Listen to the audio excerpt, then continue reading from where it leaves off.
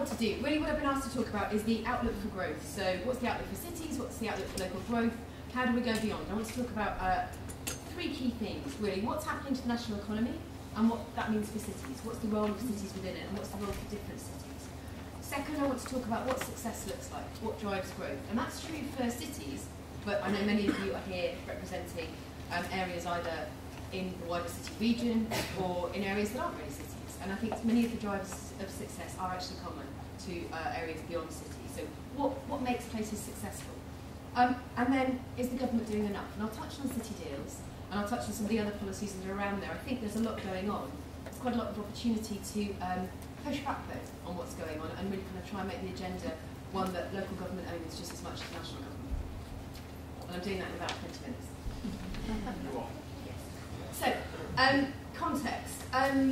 You all know this, but I think it's really important to start here. When we're thinking about the outlook for cities, for the UK as a whole, we need to think about what's happened to the national economy.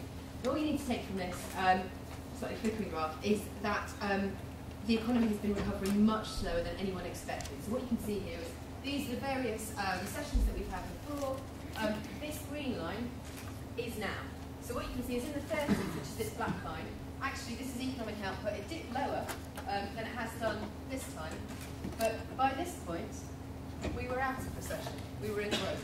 This is a long-running recession. It has kept on growing. We haven't been growing. It is a very challenging time. I've been talking to a lot of businesses that have said to me, look, we've hung on to our workers, we've reduced hours, we've done everything we can, but this year, 2013, is the year to survive. This is tough. It's going on too long. So it's a really challenging kind of environment out there, and I think for any city, however good you are, however challenged you are, you can't ignore this economic outlook, and it will be very challenging for some years to come. So making the most of the assets that we've got in the UK will be absolutely key. And it won't surprise you to hear me, as the Chief Executive of the Centre for Cities, to say that actually cities will be central to any economic recovery. But that's not just me saying that because of the purpose of the organisation. There's actually good academic evidence about this. The first thing to say is that cities, when I talk about cities, I don't mean city centres. I do mean city regions in the old parlance. I mean thinking about the way that cities interact with their wider hinterlands.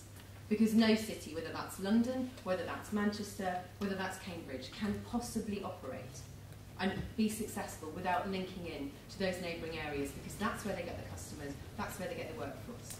So I am talking about that wider area, but what we found is that cities, 9% of the land mass, but account for more than half the businesses and population, nearly 60% of the jobs, 60% of the GVA. It goes right up to nearly 2/3 of the foreign direct investment, foreign-owned businesses. I'll send these slides around because I know that it's almost impossible to read this. It's nearly 3/4 of the high-skilled jobs, and then it's nearly 80% of places where migrants go. Now, what that means is cities aren't the whole answer, clearly. They're not 100% on there. But they do drive growth because the economy has become much more knowledge-intensive. So when you look at where the jobs have come from, over the last 10, 15 years, and this has been going on for 40 years, manufacturing jobs have declined.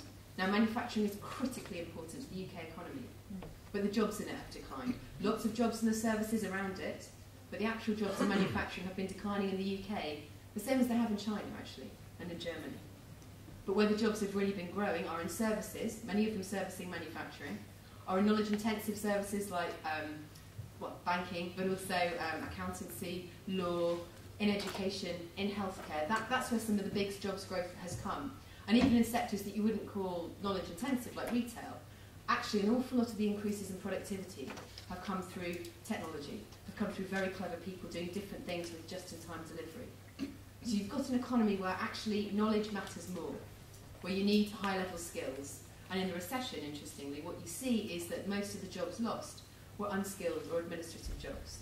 They weren't necessarily the highest skilled jobs. So skills matter more. In an environment where skills matter more, businesses look to locate in a place where they've got access to a big customer group, specialist skills, and the opportunity to exchange ideas. And that's why nearly 3/4 of the high skilled jobs are in cities. And what you see is people are using technology, and they're absolutely, some people are working at home a bit more, but people tend to travel into cities to do business. And that's why you need the offer of both the cities and the neighbouring areas. So cities, I would argue, will be central to any economic recovery, but there's huge variation across them. And all this shows, and this is from our latest Cities Outlook report, which hopefully many of you will have seen. I'll just wave it. It's free on our website. It just kind of maps how cities do each year. And that just highlights that places are different. And you all know that, but actually it surprises me how often you need to say that to people. Places are different. For example, almost twice as many businesses are started in Aberdeen as in Sheffield. If you look at Cambridge, Cambridge has more patents approved per 100,000 residents than the next 10 cities combined. Places are different. They've all got different attributes, they've got different locations, different histories, and that contributes to the way their economy works. And one of the big challenges, and I'll come back to this, about national policy, is it works on the average. Of course it does. But that means that it doesn't necessarily work for cities that are not average on various issues. And we've talked about that in relation to housing policy and a whole range of areas. And again, I'll come back to that. So, huge variation across cities. And I think one of the points to make is that if you look in the UK, and I'll come back to this in a moment, some cities have done better than others. So what makes some cities more successful than others? And as I say, this is true not just for cities, but for other areas. 5 key things we've found. First one is people, having the right kind of people. If you look at cities that work and are more successful, the most highly skilled places are more successful. This is true over time. We looked at right back to 1901 in a report, and we found that the cities that were higher skilled then are still doing better now. And the ones that had the lowest levels of skills then, about 80% of them were in the most vulnerable cities now. Skills matter. They matter over time, and they matter to individuals, most importantly, but they matter to places. The more skilled you are, the better you do. Demographics, being a diverse place, being a place in which you've got a whole range of different people, there are links between that and economic success. Having a good education system. One of the things that comes up time and again when I talk to businesses is that having good schools, good education locally means that people want to live there. And again, that matters to businesses who are thinking about attracting workers. So the people, highly skilled, diverse, that matters. Business, having a range of businesses. Again, that 1901 report we did, what it showed was the places that relied most on just one industry were the ones that struggled over a century. Bradford was far bigger than Leeds in 1901, and the bottom fell out of the sari market. And actually now you can see that Leeds is bigger than Bradford, and that was because Bradford relied so much on the textiles industry.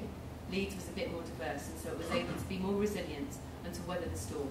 That diversity gives resilience, and you can see that time and again. So diversity, it's about inward investment, it's about innovation, it's about having a certain level of churn, startups and closures, being able to just create businesses and having an environment in which it's easy to set up and to do business. And that leads me on to place. Places that do best are the ones that have got the right kind of housing and the right kind of places. And that's clearly not just about city centres, that's absolutely about the wider area. It's about the right kind of office accommodation in the right kind of places. It's about transport that links people up. It's about the right kind of planning. It's about a quality of life offer. And then finally, leadership comes up time and again in all the work that we do. Leadership really matters. One of the things I was struck most by in Manchester was 10 years ago I did a case study there, and I interviewed people in the public and the private sector. And almost word for word, they said, this is where Manchester is and this is where it's going. Now, I'm not suggesting that you try and brainwash everybody in your local area about a vision for the future, but that sense of shared purpose, I think you can see the results in Manchester. That sense of working together, being clear where you work together, where you don't, how you do things together, makes an enormous difference, and that works at all levels. And finally, money. We all know without money, this is all so much talk, and actually that's one of the big challenges at the moment. So that's what makes places successful. People, business, place, leadership, and money, and being able to access that money. And one of the points made earlier in the questions, and I will come back to this, about that kind of accessing funding to really just kickstart infrastructure development, which is one of the biggest barriers at the moment. Not planning, but actually getting the funding to get the infrastructure, to get things moving. That's key, and I think that's one of the areas where we do need to do more about working with the private sector as well, for getting some government support. So that's what makes places successful. You all know this. Places have performed differently in recent years. This is just a heat map. All it shows is, this looks at the boom years actually, because often people think that in the boom years everywhere did well. That's not necessarily true. This just looks at the private sector jobs growth. I promise to send the slides. And what it shows is that London by kind of absolute volume, grew the most. Added more than 300,000 private sector jobs. The big cities added a lot of jobs. When you look beneath it, actually it's the smaller cities in the southeast, Brighton, Milton Keynes, but also places like Preston that grew in percentage terms. They did well. If you look at some of the other places, Birmingham lost 60,000 private sector jobs. Stoke over 20,000. So actually it's the public sector that kept them going. And all this is trying to say is not public sector good, private sector good, public bad, because actually Cambridge and Oxford are dominated by the public sector and they do brilliantly. It's saying different places did differently, started the recession at different points, and what you see is the recession has simply accelerated what was happening already. So the gap between Cambridge and Hull on unemployment, for example, has doubled over the recession. So the economy is changing, we're in a difficult place. We know that, or I would argue, that cities really do matter to economic growth. And we know some of the things that make them successful, but different cities perform differently. And in fact, and you'll never see this, but this just shows that even within cities, there are differences. And interesting, this is about the gaps, the inequality within cities. It's one of the things we look at in Outlook. All it shows is that, interestingly, some of the cities with the lowest levels of inequality are actually smaller cities. Some of them in the south, Crawley, Cambridge, Oxford, Worthing. The ones with the highest levels of inequality tend to be the bigger cities. And interestingly, London is not the highest level of inequality. It's actually Glasgow. So cities are different, differences between cities, differences within cities. Success. I've talked about what makes cities successful and the drivers of success. I also want to argue that the way that you do this is you make the most of successful places and the links between them. And this is where I think some of the Minister's arguments about linking up, where some of the work that I know you're all doing already, where local enterprise partnerships start to come in. This works at a city level, it can also work on a polycentric basis. These maps just show you Greater Manchester. I think it's an argument for joining up. What you can see here, these are lower skilled jobs. If it's got blue, it's got lots of lower skilled jobs. These are higher skilled jobs. If it's got blue, it's got higher skilled jobs. What you can see is higher skilled jobs concentrating in certain places, particularly the city centres. Lower skilled jobs are dispersing. You need both for a successful economy. So actually, when you look at the labour market here, it's absolutely a labour market of 10 authorities. That's why Manchester works together as 10 local authorities. You all need to work together and you need to think about the links between places and why Manchester's interesting. Bury, for example, sees itself as very much a place where first-time buyers buy homes. And it's got a policy of developing services, building certain kinds of houses. To capitalise on that, many of them travel to Manchester to work. If you look at places like Oldham, people who live here often travel to Manchester, people who live here often travel to Manchester. In the middle, it's much more deprived. They're thinking about what they can do. Can they create more jobs that may work better for the people who live here, whilst making the most of links with Manchester? It's the links between places. That's what will work. That's what we see as a problem in the UK at the moment. We're not making the most of scale. That's what will help us succeed in the future. So, what does all that mean in terms of government policy? So I've argued that cities really matter in the economy, but actually it's about linking up. It can't just be about places in isolation. And I would argue that's true of polycentric areas as well. So Newcastle and Sunderland, arguably Newcastle has a stronger economy, but Sunderland has strengths as well. They need to think about how they work together. And you can see various examples in the Greater South East, where you've got London, but actually you've got polycentric models where London makes the most of many cities. So these links are about just thinking about what works for your economy, not a one-size-fits-all model. So this is not me saying this is how you should do it. It's me saying links matter. I want to end with some comments on government policy. So I'd like to talk about who will be most successful, and it will be the same cities that have been successful in the past. It will be the high-skilled cities, it will be the places that are the biggest cities, so it's the Cambridges, the Oxfords, the Londons, Manchester and Leeds and Bristol. They're the places that were doing well during the recession, pre-recession. They've done better during the recession. They will continue to do well, but only if they work with neighbouring areas. I was asked to talk about what makes places successful, which I think I've done. Now, is the government doing enough? So City Deals was the first thing I was asked to talk about. Where are we? You all know this. Wave 1 agreed, Wave 2 in a couple of weeks, that's what I've heard. The deals are meant to be an offer government can't refuse. They've talked a lot about accountability and governance, and it means very much a new way of working for Whitehall and for cities. I'm going to come on to argue that I don't think City Deals are everything, or should be everything, at all. I think there is more that can and should be done. But in terms of what next on city deals, I mean, we think they're a good thing. It's good that government's recognising places are different. It's good that government's recognising you need to do different things. We need to make sure that Wave 1 city deals actually succeed. There's been various promises made. I think that will really depend on Whitehall and the cities delivering. So cities need to deliver, and they have made some big promises. The NEET-free Leeds City region does spring to mind. But also Whitehall, I wouldn't underestimate how much some of Whitehall doesn't want this to happen, and will not be working with places to make this happen. And so we really need, I think this is for the sake of everyone, not just those in those cities. If these don't work, devolution isn't going to work for anyone else, because it will be used to demonstrate that it doesn't work.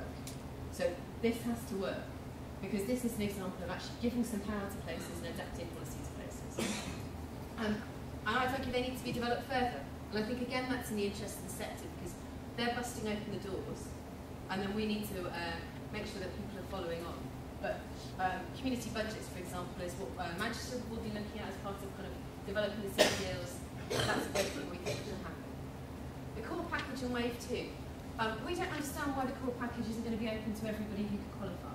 I don't understand why this is just cities.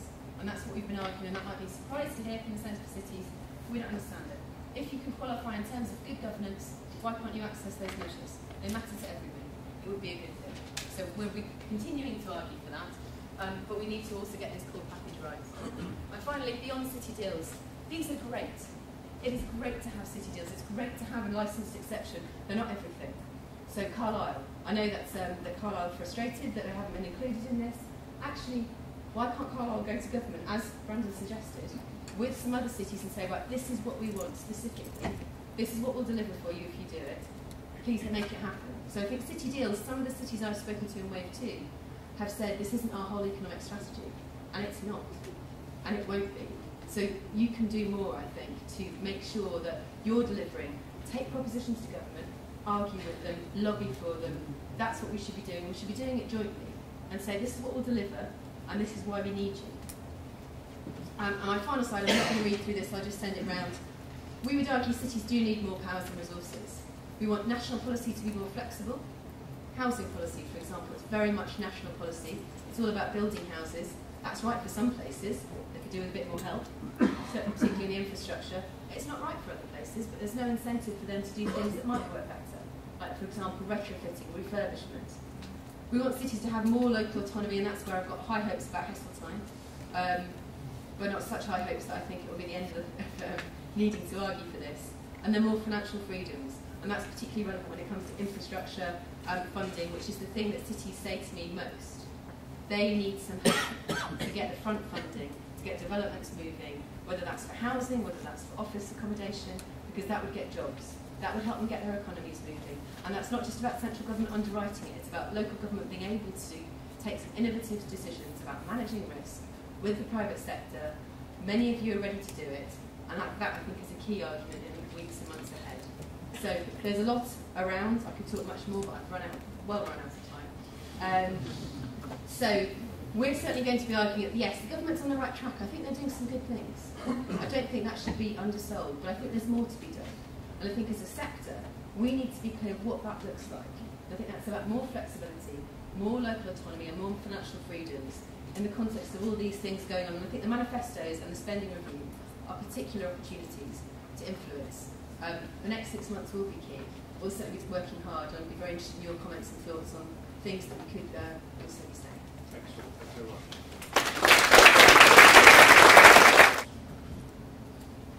One in the middle there.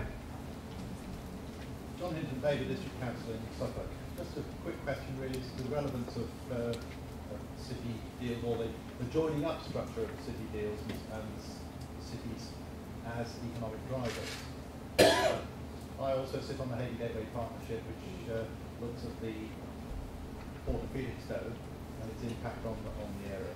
When you consider 30% of the goods that are imported into the UK in containers come through that one spot, where do you see the city supplying some joined up thinking to make sure that that overall UK strategy is maintained, bearing in mind that we're already seeing that Cambridge area are looking to the Port of Felixstowe to pay for the expansion of the A14 network around that particular city, which is caused by commuters going into Cambridge because there aren't any homes in Cambridge.